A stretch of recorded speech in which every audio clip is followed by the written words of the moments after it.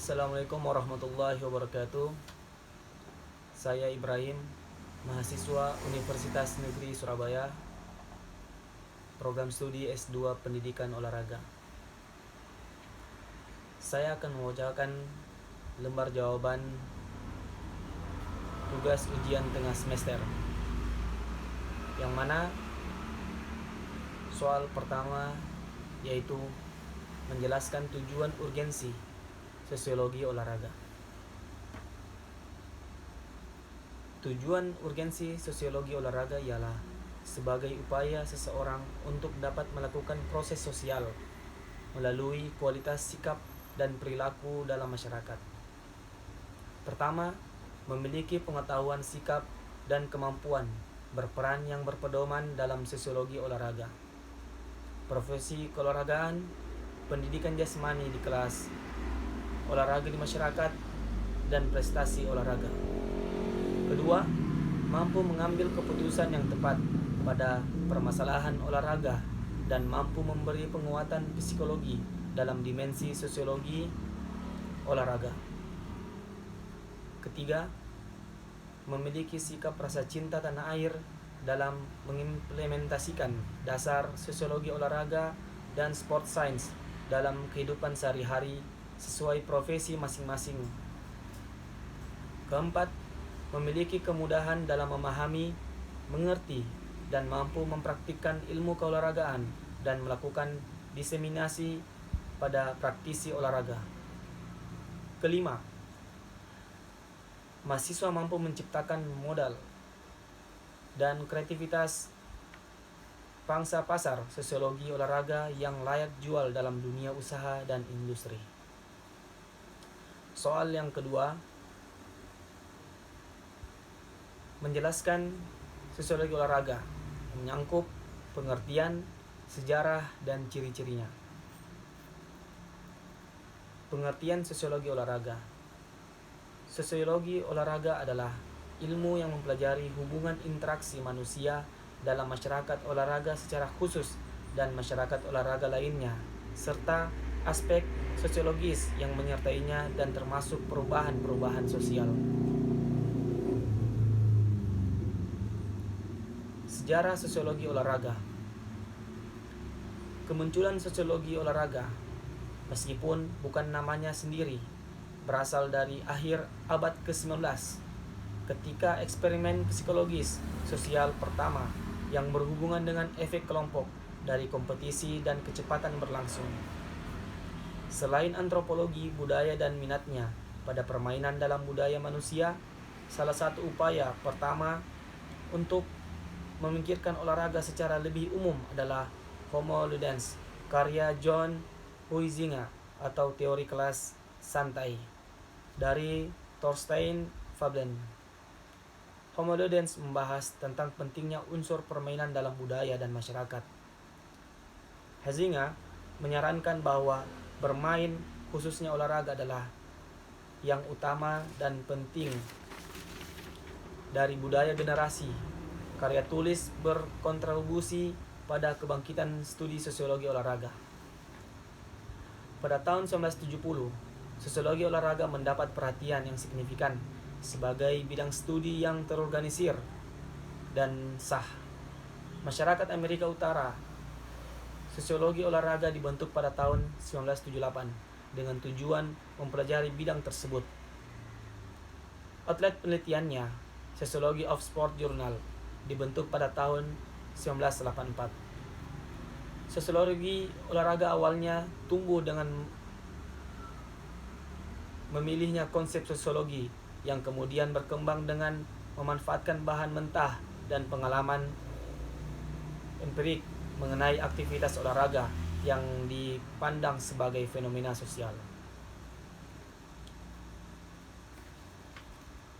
Kemudian ciri-ciri sosiologi olahraga. Manusia sebagai makhluk sosial membutuhkan hubungan yang bersifat proses sosial antara individu maupun kelompok, sehingga ciri-ciri sosiologi olahraga melibatkan berbagai aspek dalam individu maupun kelompok seperti karakter, strata sosial, norma, nilai, dan struktur sosial, dan berkaitan erat dengan kondisi sosial masyarakat, ekonomi, politik, sosial, budaya, industri, serta nilai-nilai yang ada di dalamnya. Soal yang ketiga yaitu menjelaskan fungsi sosial olahraga. Fungsi sosial olahraga mempunyai fungsi yaitu agar masyarakat sadar akan pentingnya olahraga dalam kehidupan sosial masyarakat yang berkaitan ekonomi, politik, sosial, budaya, industri, sehingga sosial olahraga dapat membawa perubahan kehidupan yang lebih baik untuk masyarakat. Soal yang keempat menjelaskan tentang fungsi sosio-emosional, kedua fungsi sosialisasi, ketiga fungsi integratif, olahraga menyatukan orang, 4 fungsi politik, 5 fungsi mobilitas sosial. Yang pertama, fungsi sosio-emosional mencakup pemenuhan kebutuhan individu untuk mempertahankan stabilitas sosio-psikologis. Mencakup mengelola ketegangan dan konflik. Kedua, membangkitkan perasaan berkomunitas untuk mempertahankan budaya dan status sosial. Tiga, penundaan reaksi emosi terhadap kesuksesan. Kedua, fungsi sosialisasi. Fungsi sosialisasi tercermin dalam kepercayaan bahwa olahraga merupakan sarana untuk mengalihkan nilai-nilai budaya individu untuk perkembangan karakter.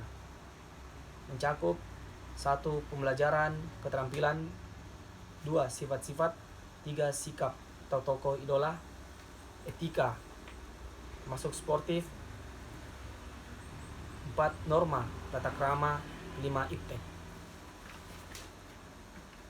Ketiga, fungsi integrasi. Dengan olahraga dapat mencapai integrasi yang harmonis antar individu. Mencakup 1. Perasaan kental sebagai komunitas, 2. Perasaan sebagai orang dalam atau orang luar, 3. Integrasi terjadi karena kebetulan komitmen untuk mencapai tujuan. Keempat, fungsi politik. Kesadaran dan kebanggaan terhadap suatu negara, sehingga dengan olahraga dapat digunakan untuk memperoleh identitas nasional dan prestasi. Kelima, fungsi mobilisasi sosial, terutama dari kalangan minoritas dan atlet yang tadinya berstatus sosial rendah. Mencakup peningkatan prestasi, kemudian prestasi sosial plus ganjaran ekonomi. Itulah beberapa fungsi yang mencakup di kehidupan sehari-hari. Berikutnya, soal yang kelima menjelaskan tentang 1. Teori fungsional.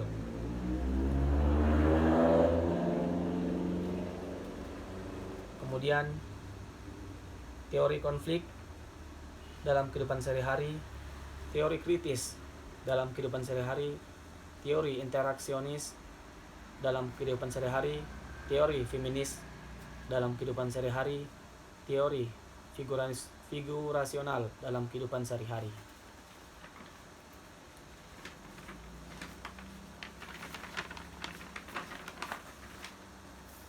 Yang pertama, teori fungsional adalah sebuah pedoman kajian yang menggambarkan secara utuh akan perilaku masyarakat dengan akomodir dari beragam kegiatan yang dilakukannya. Kedua, teori konflik adalah yang bermula dari pertentangan kelas sosial antara kelompok masyarakat. Kelompok ini terdiri dari kelompok tertindas dan kelompok penguasa, sehingga akan mengarah pada bentuk perubahan sosial, baik yang mengarah pada dampak positif perubahan sosial ataupun yang mengarah pada dampak negatif perubahan sosial. 3. Teori kritis merupakan teori sosial yang menekankan pada analisis kehidupan sosial secara menyeluruh dengan orientasi terciptanya transformasi sosial. Implementasi teori ini tidak diarahkan kemana-mana, melainkan untuk mendorong adanya perubahan sosial di masyarakat. Perubahan sosial yang dimaksud adalah terciptanya masyarakat yang terbebaskan, adil, dan mandiri dari dominasi kultural serta ideologis. 4. Teori interaksionis merupakan interaksi dengan individu maupun kelompok lainnya dalam kehidupan masyarakat berdasarkan makna subjektif yang diciptakan individu sebagai basis perilaku dan tindakan sosialnya. Kelima, teori feminisme adalah serangkaian gerakan sosial, gerakan politik, dan ideologi yang memiliki tujuan yang sama, yaitu mendefinisikan, membangun, dan mencapai kesetaraan gender di lingkungan politik, ekonomi, pribadi, dan sosial.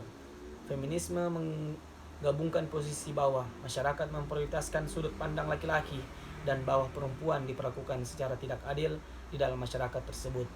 Upaya untuk mengubahnya termasuk dalam memerangi stereotip gender serta berusaha membangun peluang pendidikan dan profesional yang setara dengan laki-laki. Keenam, teori figurasional merupakan upaya untuk mengoreksi prasangka bahasa built-in yang memiringkan teori untuk mereduksi proses menjadi elemen statis, memisahkan misalnya aktor manusia dari tindakannya, dan di mana figur-figur manusia jaringan yang berkembang dari manusia yang sering bergantung dalam kehidupan sosial. Sekian dari saya. Assalamualaikum warahmatullahi wabarakatuh.